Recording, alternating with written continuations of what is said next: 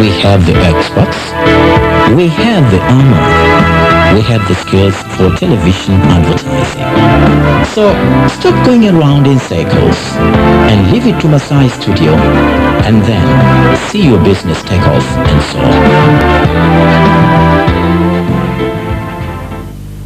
Karibuni wapenzi watazamaji katika kipindi kingine cha Kiti Moto, kipindi ambacho kinatayarishwa na Masai Studio na kurusha hewani kupitia Dar es Salaam Television. Leo tuko tena katika ukumbi huu wa Simba Grill Hotel ya Kilimanjaro, tukizungumza na kiongozi au askofu mkuu wa kanisa la Full Gospel Bible Fellowship, Mchungaji Zakaria Kakobe, ambaye ndio mgeni wetu rasmi kwa siku ya leo, akiwa ameandamana na askofu wa jimbo la Dodoma, Askofu Michael Mdamu, na askofu wa jimbo la Iringa, Askofu Nathan Meshak, pamoja na mchungaji George Kilave ambaye ni msaidizi wa Askofu Zakaria Kakobe. Labda wapenzi watazamaji, mnaweza mkajiuliza, kipindi cha Kiti Moto siku zote huwa hatuzungumzi masuala ya dini. Kama tulivyosema, siku zote tunazungumza masuala ya jamii, masuala ya siasa, uchumi, utamaduni na mambo ya kijamii. Lakini leo tumemwita askofu kuwa pamoja nasi kwa sababu licha ya kwamba ni askofu na kazi yake ni kuhubiri neno la Mungu ndani ya nyumba ya Mungu au makanisa, lakini Askofu Zakaria Kakobe kwa siku za hivi karibuni mmeweza kusikia akiwa ni mmoja wa watu ambao wameamua kuzungumza wazi, katika uwazi na ukweli, kuhusu mtazamo wake katika masuala mbalimbali ya kisiasa, kiuchumi na kijamii hapa nchini. Na pia jambo kubwa kidogo ambalo ningependa kulijua nyinyi watazamaji ni kwamba baada ya matokeo yaliyotokea huko Uganda kwa baadhi ya waumini kuteketea katika mambo ya kiimani, kuna watu wakaanza kupata mashaka na wasiwasi kwamba ndio ikawa pia waumini wa Kakobe wakaja kuteketea pamoja na Kakobe wao. Kwa hiyo si vibaya mngeweza kupata ufafanuzi wa baadhi ya mambo mawili matatu yanayohusiana na mambo hayo, lakini la msingi zaidi ni mambo ya kijamii, kisiasa na kiuchumi. Kwa kukaribisha Askofu Zakaria Kakobe, karibu sana. Labda wasalimie kwanza waheshimiwa wageni waalikwa na wapenzi watazamaji. Nashukuru sana na nafurahi kwamba tuko mahali hapa Simba Grill siku ya leo, na hata kwa wale watazamaji ambao wanaangalia kipindi hiki katika television. Napenda kutoa shukrani nyingi kwa kila mmoja ambaye ametoa nafasi yake ili tuweze kujadiliana machache. Labda baada ya kuwasalimia, kwa vile wewe ni kiongozi wa kidini kanisa la Full Gospel Bible Fellowship, ungetupa tu historia ndogo sana ya kwako na ya kanisa lako kidogo tu, ili tuanze kupata mwelekeo, baadaye tuje tuzungumzie ile subject matter iliyotuleta. Asante sana. Mimi nimezaliwa tarehe 6 mwezi wa 6 mwaka 1955. Kwa hiyo mwezi ujao nitakuwa natimiza miaka 45. Na nilisoma shule sekondari. Baada ya shule za msingi, shule sekondari wakati ule ilikuwa inaitwa Livingstone College Kigoma Secondary School sasa. Baada ya masomo yale ya form 4 nilikwenda Mkwawa High School, na Mkwawa High School Iringa. Baada ya masomo yale ya kidato cha 6 nilikwenda kusomea mambo ya utaalamu wa hali ya hewa. Kwa hiyo professionally ni mtaalamu wa hewa. Kwa hiyo baada ya hapo, hatimaye kwa kufanya mambo yawe mafupi, niliingia katika utumishi wa Mungu. Kanisa hili la Full Gospel Bible Fellowship limeanzia hapa nchini mwaka 1989. Si kanisa ambalo limetokea Ulaya, limetokea hapa Tanzania, kwa sababu tunaamini sasa ni wakati wa kupeleka injili kutoka Afrika kwenda Ulaya sasa. Na tarehe 30 mwezi wa 4 mwaka 89 kanisa hili limeanza, na hivi sasa tuna matawi 500 ambayo yamepenya kila tarafa Tanzania bara, na tunao maaskofu wa majimbo 19. Kila mkoa ni jimbo, na hivyo wako maaskofu wa majimbo 19. Ndio maana, kwa sababu wengine walikuwa wafahamu kidogo mambo haya, basi nimeona kwa sababu walikuwa wamekuja kikazi hawa, basi ni waombe waje hapa Askofu Michael Mdamu ambaye ni askofu wetu wa jimbo la Dodoma, na Askofu Nathan Meshak, askofu wa jimbo la Iringa. Kwa hiyo kwa ufupi Historia ni hivyo, yale mengine yakitokea baadaye katika maswali basi tutakabili wakati huo. Labda baada ya kuisikia kidogo historia kwa haraka haraka, wewe ni askofu, wewe ni nabii pia au ni askofu tu? Yale watu wanaohisi kama nabii ni maneno ya kwenye magazeti. Ndio, neno nabii ni mtu ambaye anazungumza maneno ya Mungu, aliyetumwa na Mungu kuyanena maneno ya Mungu. Kwa hiyo anapoyanena maneno ya Mungu ambayo si yake ni nabii. Kwa hiyo kwa msingi ni nabii pia. Kwa hiyo hapa tunazungumza pia na nabii Zakaria Kakobe. Mpenzi watazamaji, baada ya kusikia historia hiyo kidogo ya upande wa kiimani kwa upande wa Kakobe, na kama mlivyomsikia akizungumza kwamba yeye ni nabii, labda kwa kifupi tu na kwa haraka haraka, kuna huo mtazamo kwamba manabii wanateuliwa na Mungu Baba. Sitaki kuuliza sana kuhusu uteuzi wako, labda yanakuja ile maswali kwamba huwezi ukajikuta kwamba wewe labda ni nabii unavyojiita nabii na ukaja kuangamiza waumini wako wote kama alivyofanya Kibwetere kwa Uganda. Kitu hiki hakiwezekani kwa sababu I'm intelligent. Unaweza kumsikiliza mtu ukamhoji, ukaweza kujua namna yake ikoje, kwa sababu nashangaa hata kuhusishwa na Kibwetere vitu hivyo vihusiani vyovyote, kwa sababu kimsingi Kibwetere alikuwa katika dini nyingine na si full gospel. Na hata kiongozi wa dini hiyo katika nchi hii amenisaidia sana kuzungumza kwamba Kibwetere amedhalilisha sana dini yao kwa jinsi ambavyo alikuwa katika msingi wa mwanzo. Kwa hiyo nafikiri Kibwetere haiko hapa kwa sababu katika kanisa hili hakujawahi kuwa na mgogoro wote katika miaka yote hii. Nafikiri kanisa hili limefanya vizuri sana. Kwa hiyo hatuna mgogoro wa namna yote na hakuna namna yote ambayo watu wanaweza kuunguzwa moto vyovyote vile. Lakini ni hisia tu za watu ambazo ndio tunataka tuzirekebishe hapa, na hakuna kitu hicho. Labda sina maana kwamba kanisa lako lazima liwe kama la Kibwetere, lakini ni ile imani kwamba wale viongozi wa kanisa ambao mnajiita manabii, kuna feeling kwamba nyinyi mnakuwa mnaongoza vitu vinaitwa cult. Sio lazima iwe ni Kibwetere, inaweza ikawa ndio Full Bible Gospel Fellowship, labda iko kwenye cult bila kujua, na una nguvu kweli kweli za kufanya miujiza, lakini ukajikuta kwamba ufanyi kazi ya Bwana licha kwamba unatumia jina la Bwana. Kwa watu wakaja kwenda na maji wote bila kujua kwamba wanapotea. Huduma hii inaheshimika, sio hapa tu, inaheshimika duniani kote. Nimewekewa mikono kwa ajili ya utumishi wa Bwana kule Marekani, na natambulika kama mtumishi wa Mungu katika shirika linaloitwa Kingsway International Fellowship kule Marekani, ambalo ni shirika zito sana duniani. Na nimekwenda kuhubiri sehemu nyingi, na nachukua muda mrefu kufundisha wachungaji, maaskofu wa madhehebu mbalimbali, Ulaya Magharibi, Mashariki ya Mbali, India, Korea kule, na sehemu nyingi za Afrika. Kwa hiyo ni huduma inafahamika, inaheshimika. Kwa hiyo si cult, kwa sababu cult mara zote wanakuwa identified mahali pamoja, hawakubaliki kiasi hicho katika madhehebu mbalimbali. Kwa hiyo issue hiyo najua haiapply hapa pia. Labda kwa vile umesema sio cult, kuna hiyo hisia waumini au wafuasi wako wana mambo fulani ambayo sio kama ya waumini wengine, labda lazima wafunge vitambaa kuziba nywele, kuna mambo fulani hata namna ya kuingia kanisani kwa kuna ulinzi kweli kweli pale nje. Mimi mara ya kwanza nilikaa karibu nusu saa nzima, yani kama vile makanisa mengine milango iko wazi unakwenda tu unaingia, lakini pale kuna watu kama walinzi unaangaliwa usoni. Kwa hiyo ile haiwezekani kama kuna mambo kule ndani na maukuta marefu kabisa kwenye kanisa mpaka hamna mambo huko ndani ya kanisa. Kwa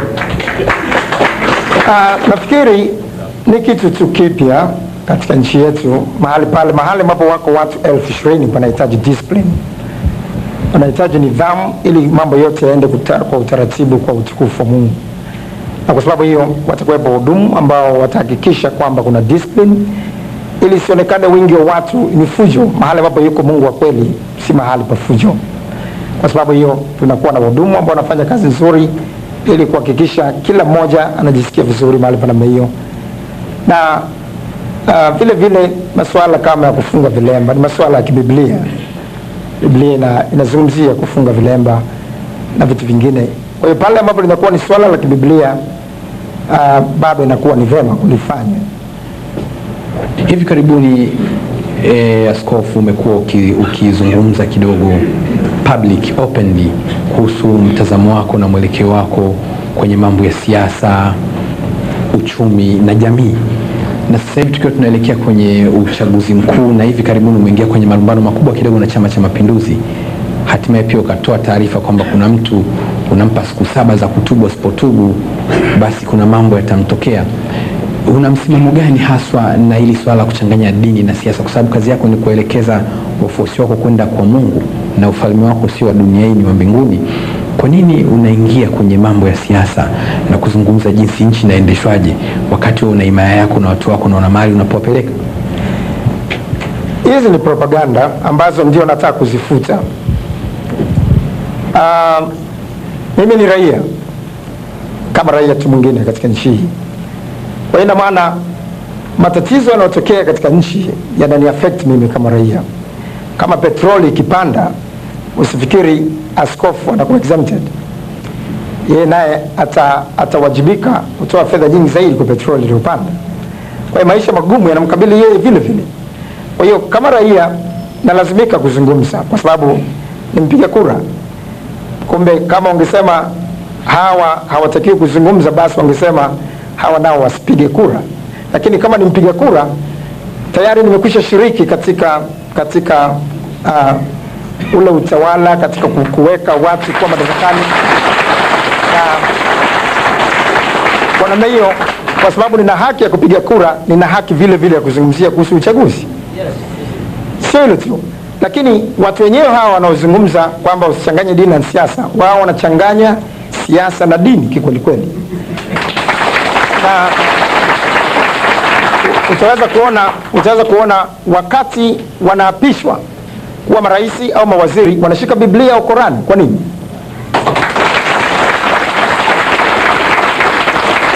Na bungeni wanafungua kwa sala, sijui kama mna habari.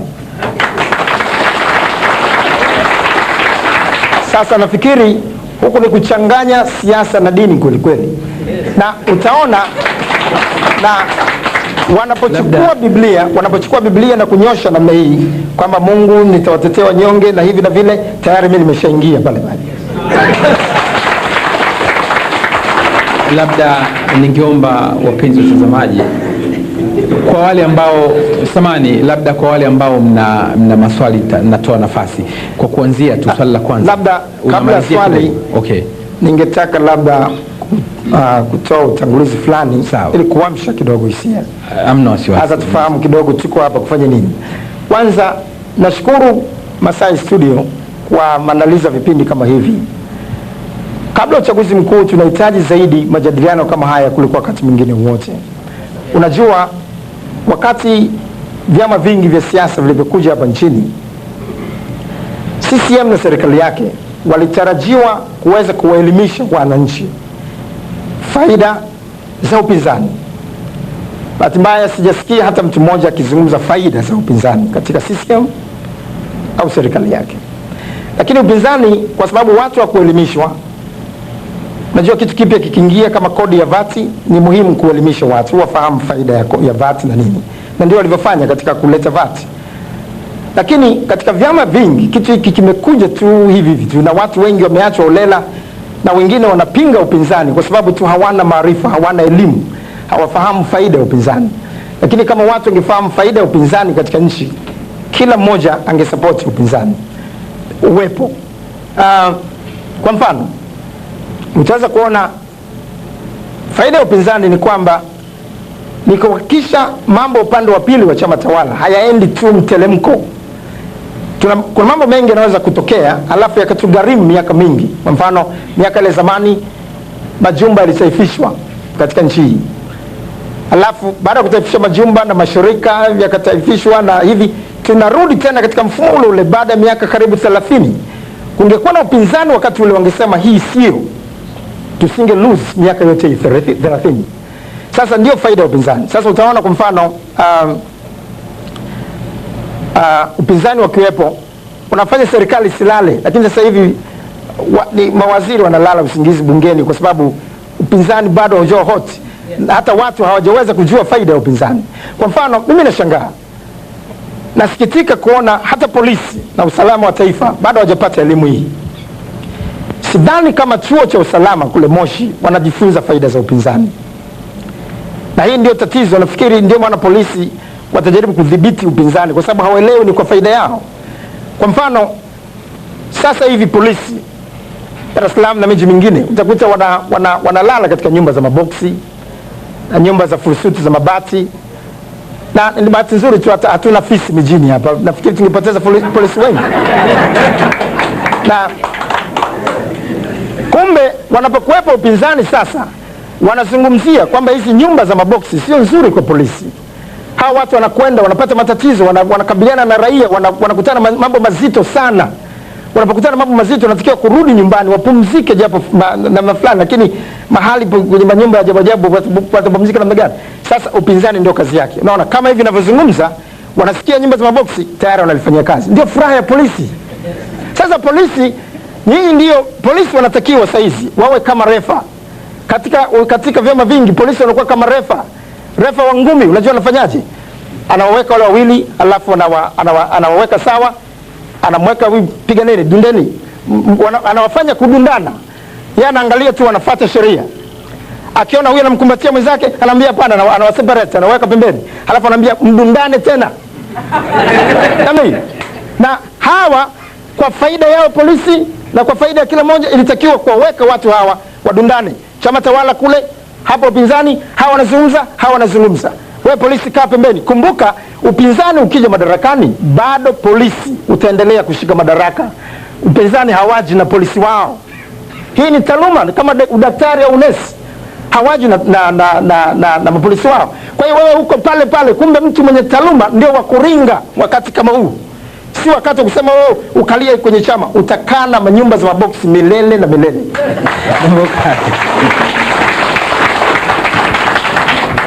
Kwa sababu hii, samahani kidogo dakika 2-3. Kwa sababu hii tunahitaji kuelimishana wakati kama huu, tujue. Kwa mfano uchaguzi yule mpiga kura afahamu yeye ni nani wakati wa uchaguzi. Wakati wa uchaguzi kila mpiga kura ni bosi, ndio mwajiri. Hawa watu wanapokwenda katika majimbo kuomba kura kimsingi wanakuwa jobless, wanaomba kazi. Mpiga kura ana uwezo wa kuwafukuza kazi hawa na kusema basi kazi mwisho, mbunge hatutaki, tayari jobless, hana kazi. Kwa hiyo wanakuja kwetu kama mabosi. Kwa hiyo tusikubali kurubuniwa tu hivi, hapana. Watu wanakuja wanaimba nyimbo toti kama hivi, maneno tumesharubuniwa. Wewe kama mwajiri usikubali kurubuniwa na nyimbo, lakini hapa ni wakati wa kuweka watu chini, waulizwe wamefanya nini na wanatarajia kufanya nini. Ni interview ili yapate ajira. Na namna hiyo, tukifanya namna hiyo, sasa tutawachemsha watu hawa na watafanya kazi vizuri. Lakini mtu ana njaa, unaimbiwa nyimbo. Mtu mwenye njaa anahitaji chakula, sio nyimbo. Na unaona itafikia mahali njaa iliyoko hapa mtu atashindwa hata nguvu, atakosa nguvu hata kucheza timenengule. Sasa kama tunakwenda tu namna hii kuchukulia, kumbuka hii nafasi inatokea mara moja kwa miaka 5, sio kufanyia mchezo. Hii ndio mahali pa kuwekana sawa na kuwafanya watu waonekane kweli wanafanya kazi, sio hivi. Na ndio maana kuelimishana kwa huku na furahi, ili kwamba kila mmoja wetu aweze kufahamu upinzani faida yake na ni furaha yake kwamba tunafika wakati wa uchaguzi, na tusichukuliwe na ule mtindo wa chama kimoja kwamba mtu akisema amesema. Upinzani ni kazi kidogo, inahitaji mtu kweli ufanye kazi, au si unakuwa jobless. Asante, labda ni vizuri ungetoa ufafanuzi, maswali mafupi tu. Kwa hiyo Askofu Kakobe, wewe ni mpinzani tayari, yani, na una insist umuhimu wa upinzani, au una nia ya kuelimisha watu tu umuhimu wa upinzani hata kama wewe sio mpinzani? Mimi ni mpenda haki. Na mpenda haki maana yake nakuwa pande zote. Sasa nataka kuhakikisha kwamba kote kuna kaa sawa, haki iko pande zote. Kwa hiyo ndo wale majaji kwenye ndondi. Labda kuna taarifa moja uliwahi kutoa hapo nyuma kwamba wanazo sababu 1001 kwa nini watu wasichague CCM. Ina maana pia licha kwamba ni jaji umeshaamua hii CCM haitendi haki, kwa hiyo ichaguliwe chama kingine, labda chama hiko chama kipi, kama ni kweli uliyasema maneno kwamba una sababu 1001 kwa nini CCM isichaguliwe tena kurudi madarakani? Hapo labda mtu atasema kwa nini nimekuwa vocal, nimezungumza zaidi kuhusu CCM kuliko upinzani. CCM ni first born. Unajua katika familia yule mtoto wa kwanza akipotoka atapotosha hata wadogo zake. Kwa hiyo tunakuwa tunashughulika, lazima ushughulike na mtoto wa kwanza. Kwa CCM imepotoka, ni mtoto wa kwanza. Kwa hiyo kuna upotoshaji hapa katika mambo mengi. Labda niseme jambo moja tu kwa ufupi. Kwa mfano, hapa sasa hivi tunazungumzia juu ya uchaguzi. Uchaguzi kuna vyama vya upinzani na chama tawala. Hawa wanasema CCM number 1. Sawa. Na hawa vyama vya upinzani wanaambiwa ni uchwara, ni vitukutu. Sasa kwa mfano wako hapa watu wa upinzani. Sasa nyinyi watu wa upinzani hapa mnasema mnakubali nyinyi ni uchwara? Sasa sikiliza, hapa ndio kwenye tatizo. Unasikia wanasema hawakubali. Hawakubali wao ni uchwara, hawakubali wao ni vitukutu. Sasa hii ndio pointi yangu kwamba watu wa namna hii ambao hawakubali wataendelea kutoa visingizio miaka yote na kuona kwamba wangepewa nafasi sawa wangefanya vizuri zaidi. Sasa kama hakuna nafasi sawa inakuwa ni matatizo. Unajua CCM ni timu kubwa, ina uzoefu wa miaka 40. Sasa nashangaa kwa nini na wasiwasi ya kuweka kanuni na sheria sawa katika mashindano. Haya ni mashindano. Ndio maana unasema mwishoni mtu akishindwa uchaguzi anasema unaambiwaje asiyekubali kushindwa sio nini? Sio mshindano, ni mashindano. Sasa mashindano yanataka kanuni sawa, sheria sawa, miongozo sawa ili wale wanaoshiriki sasa waweze kufanya kazi vizuri. Sasa angalia. Tume ya uchaguzi haina uwakilishi wa vyama vya upinzani. Sio hilo tu. Lakini huyu mtoto wa kwanza anasema kwa mfano juzi hapa natoa kielelezo cha mkutano wa ndani hapa Diamond Jubilee, na hao wengine wanaweka speaker nje, lakini angalia ni sisi hatuna speaker nje wakati radio ya taifa anatangaza nchi nzima. Sasa huyu ndio mtoto wa kwanza ambaye ndio anashughulika naye kwamba hii namna hii sasa inakuwaje, hawa watatoa visingizio. Unajua timu ya Yanga kwa mfano, timu kubwa kama ya Yanga inapokuwa inacheza kwa mfano na timu labda ya Bungu ya Ilala au Lebanon au sijui Adam J, inatafuta visingizio vya nini? Inatafuta kwenda kumuhonga refa wa nini? Timu kubwa hii mizengo ya nini? Inajua Yanga ikikutana na Lebanoni mbao 2-3 ni dhahiri. Sasa mizengo nini? Mizengo inapokuwepo inaleta hawa wapinzani wataendelea kila siku kusema wao tumeibiwa kura, hivi na hivi, wataendelea kufanya visingizio. Ndio maana nikasema CCM hii ni timu kubwa, haina wasiwasi, na ndio maana hata sasa hivi wanasema tutashinda kwa kishindo. Ndio uwezekano wa kushinda kwa kishindo CCM upo, lakini nataka iwe fair. Hawa watu refa ndio tume ya uchaguzi, kuwa na wakilishi. Unajua juzi hapa kwenye ligi wamesema wamegawa ligi kwenye kanda, halafu wanasema katika sehemu hii kwenye ligi, kwenye kituo cha ligi hapa refa atatoka nje na tena mshika kibendera atatoka nje ili kupunguza uzalendo. Unaona? Kumbe uzalendo utakosekana vipi kama upinzani hauna nafasi katika tume ya uchaguzi? Uzalendo lazima utakuwepo, hiyo haikopeki. Sasa ukiwepo uzalendo, CCM itashinda kweli, lakini ikitangaza number 1 itakuwa fake. Mimi nataka kanuni sawa, sheria sawa, upinzani wawakilishwe. Hivi vitukutu viingizwe katika tume ya uchaguzi, hivi viuchwara viingizwe katika tume ya uchaguzi. Halafu kila kitu, radio watumie kama walivyotumia Diamond Jubilee, vitukutu hivi, kwani vikitumia radio kuna kitu gani kinapungua CCM? Hivi viuchwara tu havina kitu, si mnasema vina kitu, tuviachie hivi hapa safari hii, halafu mvipige mbao 6 bila. Halafu namna hiyo mkisema CCM number 1 na mimi nitapanda mlima Kilimanjaro nitasema CCM number 1. Lakini saa hizi sikubali kwamba number 1. Sawa, naomba nitoe maswali. Kwa jina naitwa Pius Mbaule. Kwa kuwa muda wenyewe ndivyo ulivyo, ninapenda niulize maswali mawili yenye mitazamo miwili tofauti, kwa sababu majadiliano yetu yameshahusisha habari za kidini na habari za kisiasa.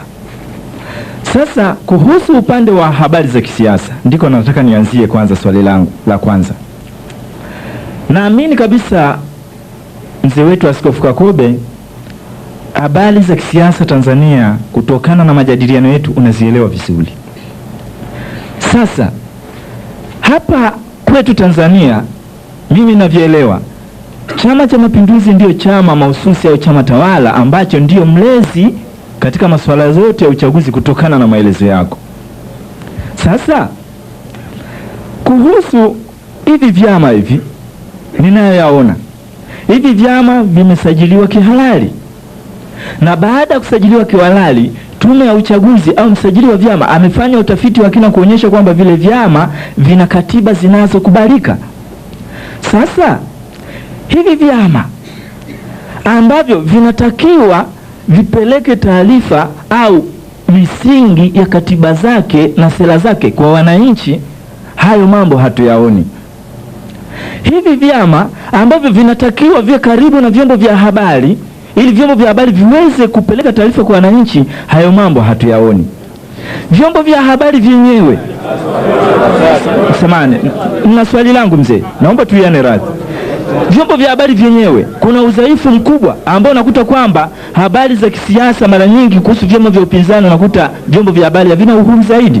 Sasa swali langu, wewe kwa mtazamo wako, kweli hapa Tanzania demokrasia ipo? Ndio, kama nilivyosema mwanzo, demokrasia hapa ndio inaanza, ni changa sana. Na kwa mtindo huu inaweza kuchukua karne nyingi. Sasa hawa kuelezea sera zao kule bado ni mgogoro ule ambao tuligusia kidogo. Ndio anawekewa mikwara, mtu anataka kufanya mkutano anawekewa mkwara, hakuna kufanya mkutano. Wengine wanapiga mabomu, mwingine anagawa tu kadi, tayari ameshazungukwa na askari, tayari kile kitu kimesimamishwa. Sasa hizo sera zitazungumzwa namna gani? Hawa watu watazungumzwa namna gani? Mwisho tunaweza tukasema uchwara, kumbe wasingeweza kuwa uchwara, lakini tuwafungulie mlango wazungumze, wafanye mikutano, na kile kitu ambacho hamna kitu wananchi wataona wazi kwamba hapa ni hamna kitu. Sasa hilo ndilo ambalo linakosekana kwa kiasi kikubwa. CCM wao wanatamba sana kama wanavyotaka tu, kila mahali katika radio, kila mahali wanatamba, wanazungumza hivyo, radio ya taifa wanaimiliki hivyo kila mahali. Sasa hawa wanapewa sehemu ndogo sana, vyombo vya habari vinajitahidi sana, hata wamejitahidi sana kuzungumza habari za upinzani na hata chama, lakini bado tuna hatua ndefu ya kuenenda katika demokrasia. Na ndio maana mambo kama haya tukizungumza kunakuwa na kitu fulani ambacho natarajia kinaweza kuja. Mimi naitwa Saidi Omar Ngombo, natokea Mbagala Chalambe. Askofu Kakobe, swali langu ni kwamba wewe umegundua kabisa kwamba hawa watu wa Chama cha Mapinduzi ni watu hatari sana, kwa sababu hata wapinzani hawawapi nafasi za kufanya mikutano. Wakifanya mikutano wanawaaresti. Na wewe kama askofu ilikuwaje uingie ulingoni kuwatupia mawe? Je, huofii kuathirika kwa namna yoyote? Unajua, ukifa ufe kama shujaa, usife kama kuku kibudu. Kufa, lakini kufa kama shujaa. Mimi nataka kufa kama shujaa.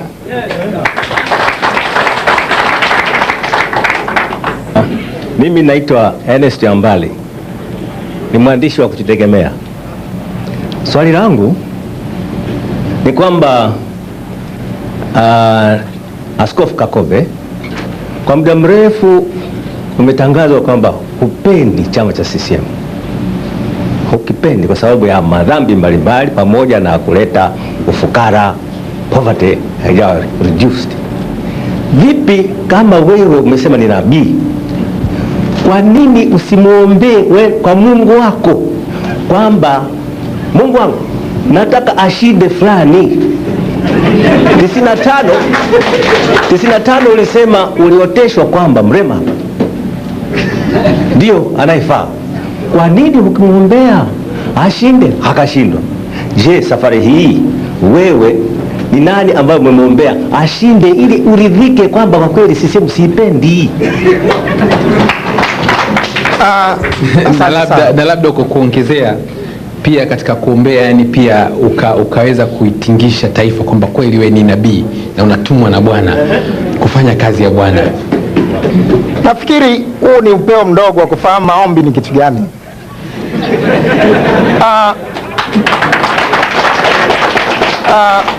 Biblia inasema kutaka kwenu na kutenda kwenu katika kulitimiza kusudi la Mungu. Kuna kutaka, alafu kuna kutenda. Imani pasipo matendo imekufa, maandiko yanasema. Manake ni hivi, nikikaa hapa sasa hivi nikaomba kwamba hii chupa iondoke hapa, itaendelea kukaa. Hii chupa lazima nichukue hivi nipeleke mahali. Kitasa kimeharibika, unakaa tu naomba, Bwana rekebisha kitasa. Unaweza kuomba Mungu, fungua mlango wa fedha, ninunue kitasa kingine, niondoe hiki niweke kitasa kingine. Kumbe katika maombi lazima ambatane na action. Maombi, Mungu ni mwenye haki, anatenda kazi katika mfumo wa haki. Lazima kuwe na mfumo wa haki hata maombi yaweze kufanya kazi, kwa sababu kama hakuna mfumo wa haki, hakuna haki na hakuna vitu vya kufanyika. Sisi tuna sehemu ya kufanya. Tusikiri maombi ni watu wajinga tu, na unaomba kama hivi, Mungu nisaidie kuamka. Sasa hivi nataka nikifumba macho nishtukie niko Tandika. Hii ni fanatism. Hii si maombi. Hii ni wenda wazimu. Maombi ya Biblia hayako hivyo. Haya ni watu wajinga. Kwa hiyo kusema kwamba nilimwombea Mrema kwa 95, nilikuwa naombea watu wote, naombea hata CCM niliombea watu wote. Niliombea. Lakini uwezekano wa Mrema kushinda, angeshinda vipi kwanza katika mazingira haya? Upinzani wote usingeweza kushinda.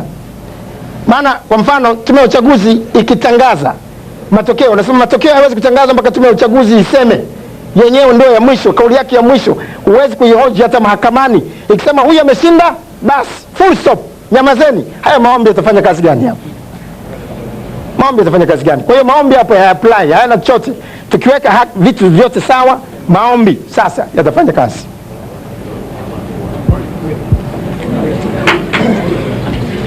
Mimi naitwa Ruben Mabula Thomas. Nilitaka kumuuliza Bishop Kakobe, serikali ilitoa nafasi ya kutoa maoni kwenye white paper, na mimi naamini kwamba taasisi za dini zina wanachama wengi kuliko vyama vingine vya kisiasa. Sasa nyinyi viongozi wa dini mliwahamasishaje waumini wenu ili watoe michango ambayo inafikiriwa ndio ingeleta demokrasia zaidi katika white paper? Asante sana. Mimi katika white paper sikuchangia hata kitu kimoja. Niliwaambia wale watu wa tume ya white paper wale wasije kwangu, kwa sababu ule niliona ni unafiki wote mzima tu. Sikutoa maoni, sikutoa mchango wote kuhusiana na white paper. Walishajiwekea vitu tayari. Hata sasa hivi tunaona tayari vimeshatimia. Kimoja, cha pili, cha tatu, yale walivyopanga yakatokea vile. Vitu vimepangwa vizima. Tayari wameshasema mgombea binafsi mwiko.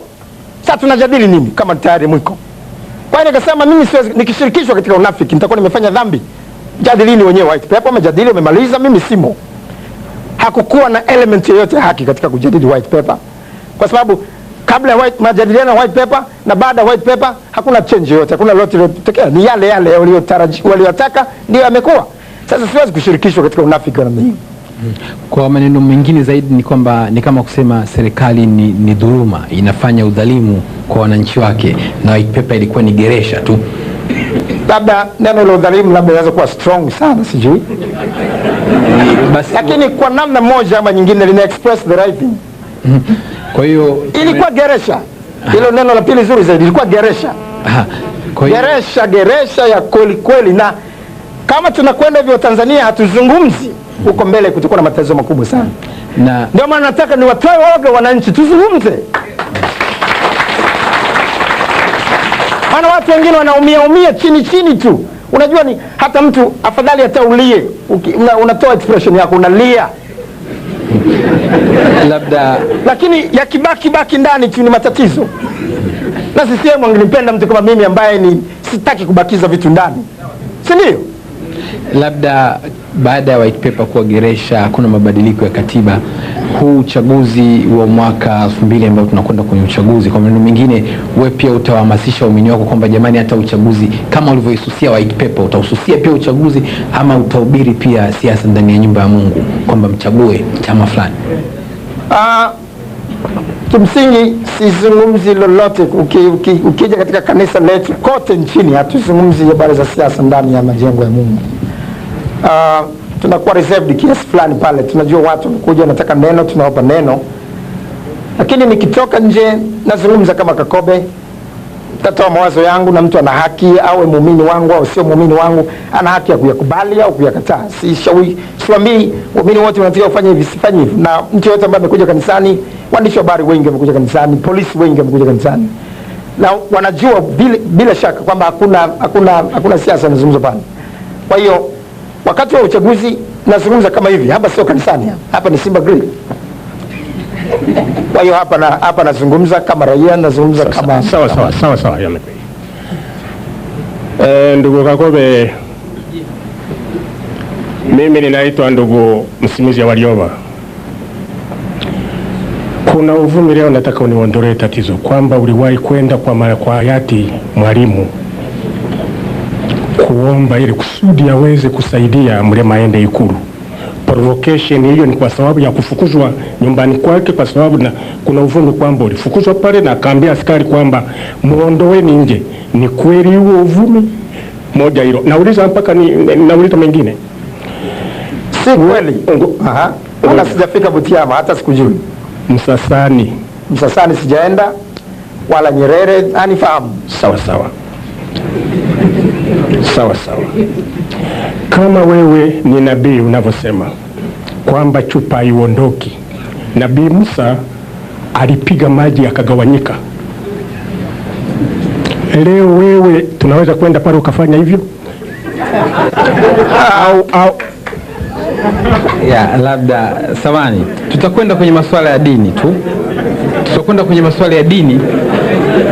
Samani, swali lina nia njema tu, labda okay.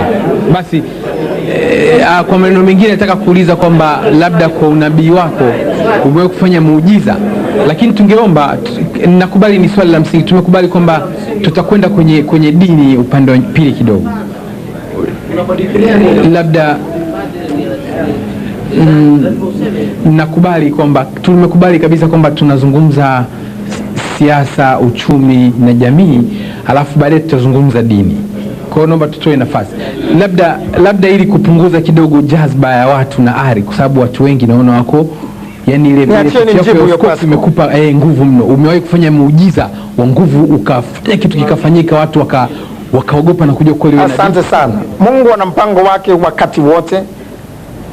Nabii Musa alipochukua fimbo akaipiga bahari ya Shamu ikagawanyika, jambo lile lilikuwa lina makusudi ya kufanyika wakati ule maalum, kuhusiana na wale wana wa Farao waliokuwa wanafuata nyuma, ambao Mungu alikuwa na makusudi waingie katika bahari, nao wafuate, waone wamepata mlango, halafu yarudishe maji ya kukutie mbali, halafu waingie wafe.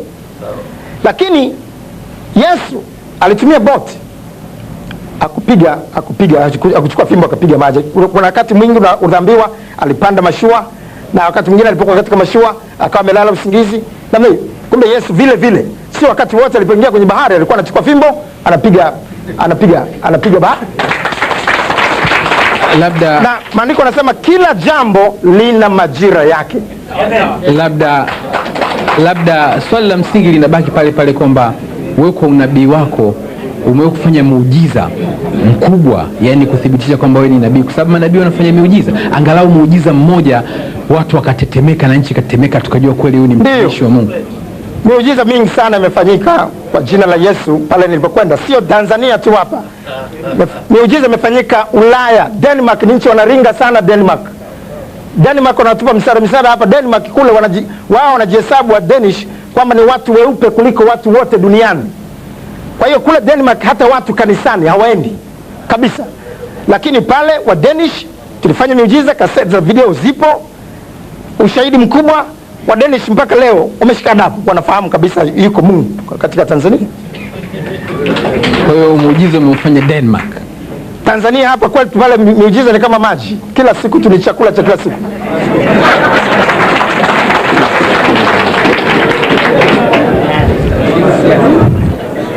Mheshimiwa Mchungaji Kakobe, jina langu naitwa Bwana Nyaruba. Naomba nikuulize swali moja lenye A na B, C.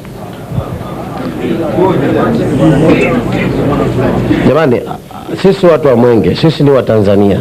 Tunapozungumza kumuuliza Kakobe, tunamjenga awe mtu wa maana katika jamii. Sasa mkituzuia tusimuulize maswali, ndio maana yenu. Mheshimiwa Kakobe, naomba nikuulize swali kama nilivyokushasema A, B, C. Moja, umesema wewe ni nabii. Katika manabii wote waliokuja tangu enzi ya Musa mpaka Yesu Kristo, Kristo uliyemzungumzia alishuhudiwa na watu. Alipokuwa anapata batisimu pale kwenye mto wa Yordani, alishuhudiwa na Roho Mtakatifu, na mtu aliyembatiza Yohana alimshuhudia na akasema ushuhuda wake. Je, wewe katika hili ushuhuda wako ni upi? Mbili, hata katika ushuhuda huo Yesu Kristo alipokuwa anatenda kazi zake, Yohana alimuuliza, alituma watu alipokuwa amefungwa, nenda kamuulize huyo bwana, je, tumtarajie huyo au mwingine? Akajishuhudia akisema hivi, vipofu wanaona, viwete wanatembea, na viziwi wanasikia, na watu mbalimbali. Je, wewe katika Tanzania, wacha huko Denmark, umefanya muujiza gani katika jiji la Dar es Salaam ili sisi pia tukuamini kama wewe ni nabii? La tatu, hata kama mtaki, ni swali. Mheshimiwa Kakobe, wewe kama mwanasiasa, wewe kama mtu wa dini, nituamini kabisa Bwana Yesu Kristo, unafuata mafundisho mazuri ya Yesu Kristo. Yesu Kristo alisema hivi, alipoulizwa swali, alipotegwa na manabii, akaonyesha shilingi, akasema hivi, je, Bwana wewe wasema kwamba Kaisari ni mtumishi wako, ni mfalme. Je, iko haki ya kumlipa Kaisari pesa au kutokumlipa Kaisari? Yesu Kristo unayemwamini wewe alisema mambo yafuatayo, kwamba lililo la Kaisari mpe Kaisari, lililo la Mungu mpe Mungu. Je, wewe huoni kwamba unachanganya mambo haya, kuto kujitoa kwenye utumishi wa Mwenyezi Mungu na kuingilia mambo ya Kaisari? Asante Mheshimiwa Askofu. Nashukuru sana. Kama nilivyosema tangu mwanzo kwamba ule mvuto wa Kakobe, mvuto wake mkubwa zaidi ni kama askofu kuliko anapozungumza siasa, na tukakubali kwamba kwa kiasi fulani tutamuuliza, kwa mfano maswali aliyomuuliza ni credible, hatukatai. Tutamuuliza maswali kidogo kuhusu dini kama unavyosema kwenye Biblia wamesema.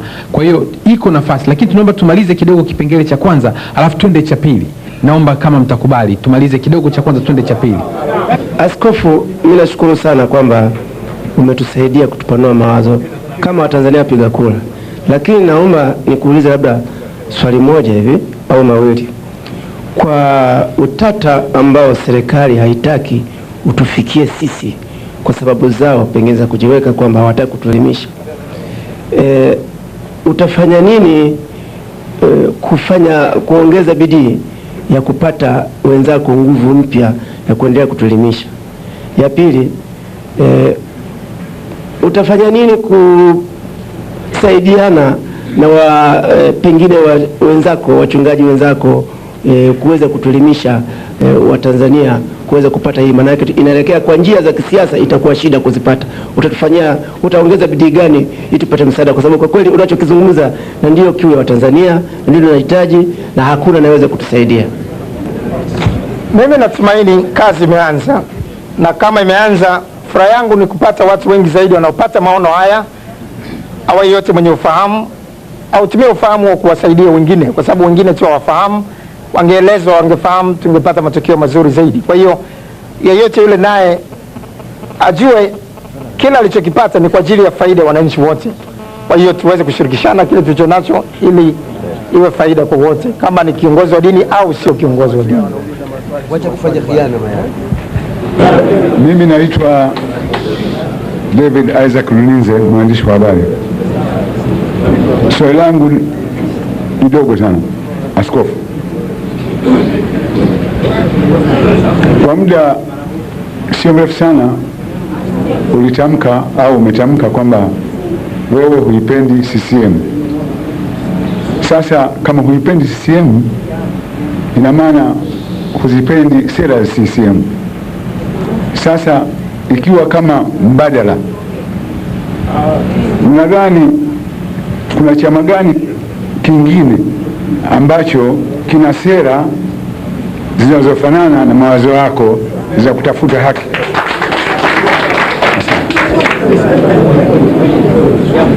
Asante sana. Sio kwamba sizipendi sera za CCM. Sera za CCM ziko sera nzuri, lakini hapa si swala la sera nzuri. Sera nzuri ni kama maneno mazuri. Hapa ni swala la matendo.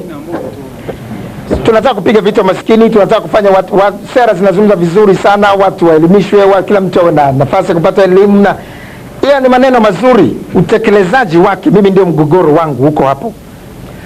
Yanatekelezeka haya, yametekelezwa, au ni maneno yote yale yale tulivyosikia 95, tutasikia maneno tena mwaka huu? Tunataka tueleze vizuri, sio tu maneno kutunga kwenye makaratasi na maneno mazuri. Mtu yeyote anaweza kuandika maneno mazuri, lakini vitendo sasa ndio kitu ambacho cha msingi. Sasa mbadala hapa si swala la mbadala. Hapa sisi tunataka maendeleo ya nchi hii. Kama yataletwa na CCM, kama yataletwa na chama kingine chochote, hii si swala basic. Hapa si swala la chama fulani kwa jina lake.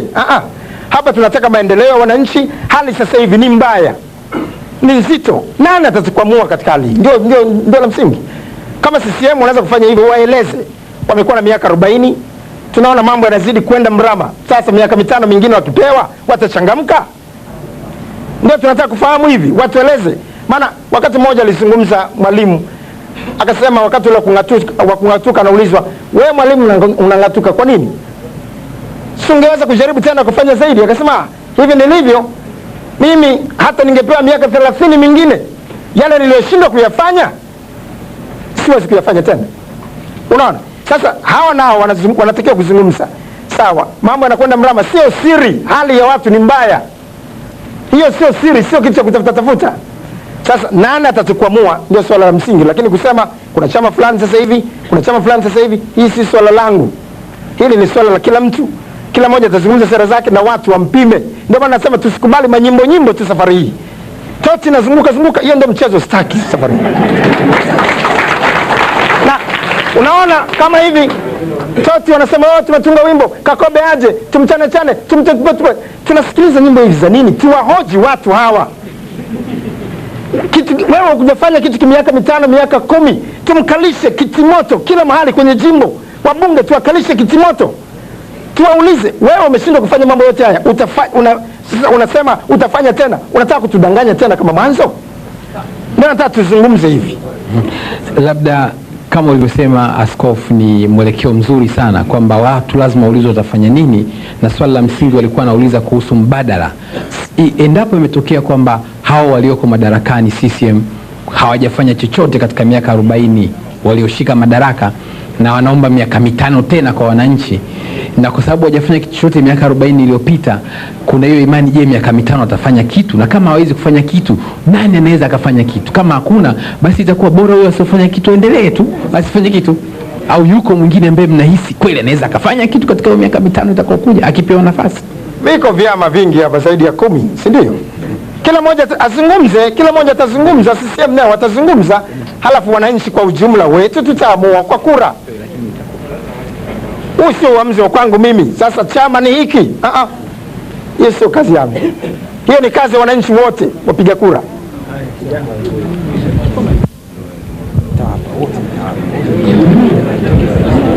Asante sana Baba Askofu Kakobe. Mimi naitwa Mahimbo Kaoneka,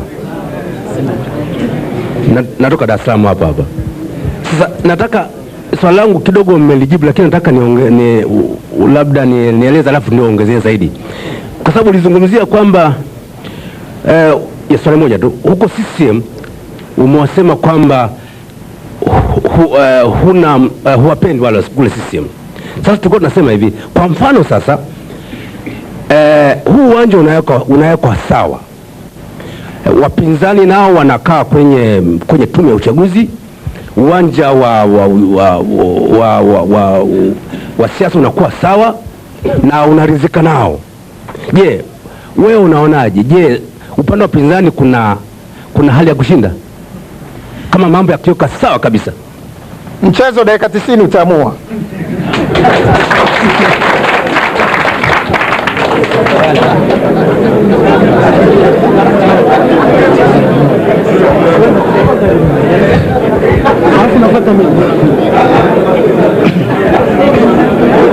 Mimi naitwa Mr. Chisunga kutoka Chuo Kikuu Dar es Salaam. Ningelipenda kwanza kumshukuru askofu kwa jinsi anavyojitahidi, lakini vile vile ningelipenda kumkuru swali la kwanza katika utangulizi askofu mtangazaji Mayala alipouliza askofu jinsi utaratibu wako ulivyo pale kuingia kanisani na jinsi unavyotetea waumini kuingia kanisani pale. Tusikilizane. Sasa ni swali la siasa, lakini kwa kuwa huwezi kujua namna ya kuchambua maswali, ndio sababu unaweza ukafikiria pengine swali ni baya. Pili, ulitoa mfano mzuri jinsi mwamuzi anapokuwa referee. Ninadhani pale mwamuzi anapokuwa referee si kwamba anaingia mtu yeyote, anaingia yule anayejua tekniki za jinsi watu wanavyopigana. Na ndivyo hivyo kwa mfano huo unavyotumia utaratibu ule wa kuhakikisha pale kanisani kuna kuwepo na amani. Sasa vyama vya aina mbalimbali vilivyosajiliwa Tanzania ni pamoja na makanisa na misikiti vimepewa utaratibu mzuri tu wa kuweza kuwakilisha hoja zao kwa chama au serikali inayohusika kama kuna ubadilifu au matatizo yoyote. Je, huoni kwamba kwa mwendo ambao umeuchagua wewe kwa wakati huu wa kuanza kuhangaika na magazeti na kuzungumza na mtu mmoja mnarumbana, kwamba hii si taratibu inayokubalika katika demokrasi inayotakiwa, na hasa jukumu mlilopewa hasa vyama na makanisa kuweza kutoa mchango wenu wa maendeleo katika serikali? Ndio lilikuwa swali la msingi lile, kwa kuzingatia jinsi wewe unavyohakikisha usalama katika kanisa lako, ndivyo nchi inavyohakikisha usalama katika kuongoza watu. Sasa ndio sababu napenda kusema kwamba mnayo utaratibu mzuri wa makanisa kuungana, kukaa na kutoa petitions ambazo zinahusu serikali jinsi itakavyoongozwa. Na ndio sababu napenda kuona kwamba kwa nini umesahau upande huo, na matokeo yake ukaanza moja kwa moja kwa mtu mmoja na kuongea hii itachukua miaka mingapi. Ndio swali langu hilo. Ametoa wazo zuri, amezungumzia swala la usalama. Na yeye kwa mawazo yake amewaza kama viti vitazungumzwa ndani maofisini na tukaona watu hawa anakuana, labda kutakuwa na usalama zaidi kuliko namna hii. Nafikiri huu ni wasiwasi ambao hauna msingi. Tunakimbilia sana kwenye masuala ya usalama. Usalama si ndio maana tuna polisi? Ndio maana tuna hawa watu vyombo vya usalama? Mambo ya upinzani ndivyo hivi, vyama vingi ni watu wanachemka. Mfumo huu ni mtu anachemka, anachemshwa na public, anachemshwa na jamii. Hapa hamna kulala, hapa ni kuchemshwa tena hadharani. Nasikia Rais Bill Clinton, dunia nzima inazungumza habari zake juu ya uzinzi wake. Unafikiri ilikuwa ofisini hapo?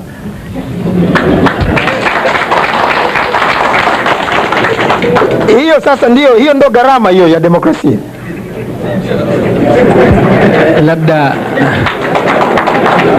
Labda kwenye ile swali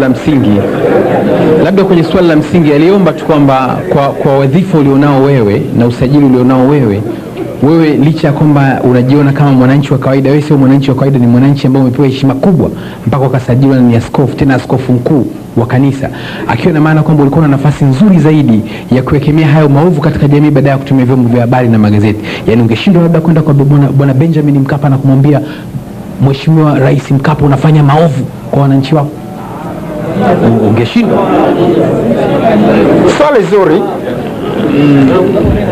Swali zuri analozungumza. Hapana, sijashindwa kumwendea. Lakini hapa swala kama nilivyozungumza si swala la kumwendea. Hili swala hapa ikifikia wakati kama tunatakiwa kila mmoja atoe mawazo yake tu hadharani. Kuna mahali pa kumwendea. Nikimwendea anaweza kanizima peke yangu pale. Alafu baada hapo inakuwaje?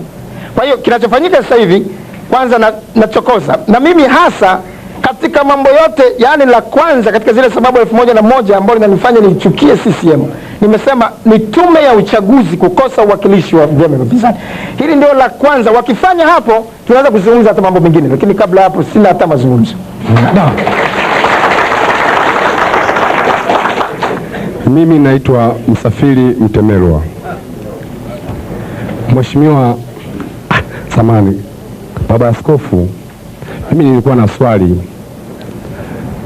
lenyewe. Samani Msamahala amesema tusizungumzie dini na siasa, tuanze siasa kwanza. Lakini mimi kama Mtemelwa naamini sana siasa na dini vinaenda pamoja. Mimi nilikuwa najaribu kuzungumzia kwamba naamini kabisa katika misikiti na makanisa mashehe na mapadri wanalani watu msiibe, msipole, msinyanyaswe. Lakini wakiondoka nje ya makanisa watu mazingira yanawafanya wafanye yale maovu. Na mimi nakupongeza mmojawapo kutoka hadharani kueleza serikali, ndio kazi ya mashehe na mapadri. Lakini swali langu linakuja Baba Askofu kwamba kwa nini kwa uwezo uliokuwa nao, kwa nini wakonvinsi viongozi wenzio wa dini mtoe matamko kwa pamoja? Hilo lilikuwa swali langu mimi. Tatizo linalotokea hapa, wako viongozi wa dini wanajikomba sana serikalini. Mtumishi wa Mungu hatakiwi kuwa mtu wa kujikomba, anatakiwa kusimama kwenye haki na kweli.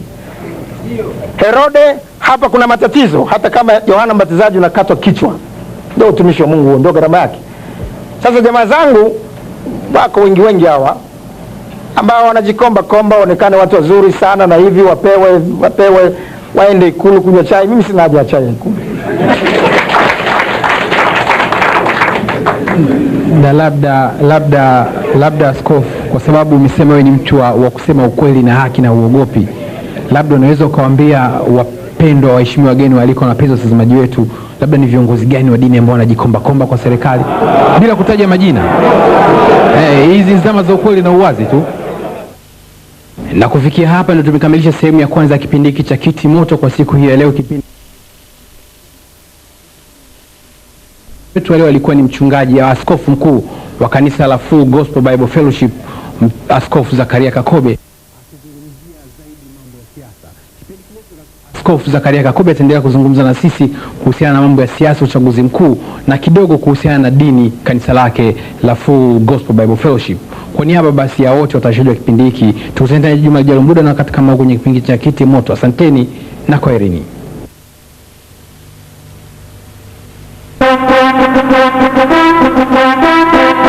In business warfare, you are usually at your wit's end how to fight your competition. Often, you go around spinning in cycles looking for answers. Come to us at Masai Studio. We have imaginative solutions. We have the experts. We have the armor. We have the skills for television advertising. So, stop going around in circles and live Leave it to Masai Studio and then see your business take off and soar.